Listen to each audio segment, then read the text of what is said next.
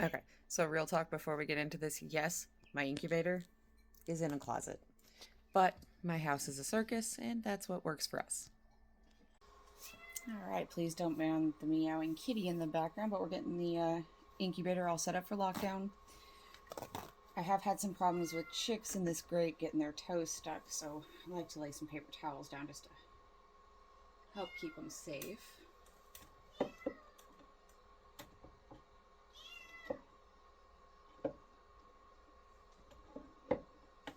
Gotta try and move careful, but quick.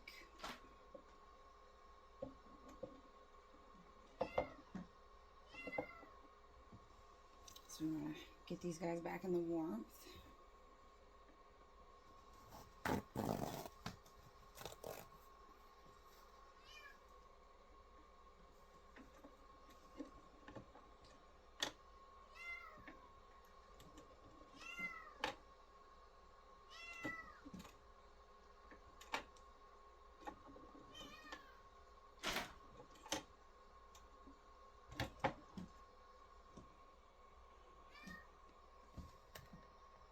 Alright, we've taken the egg turner off so that way it doesn't damage anything. Tray is out.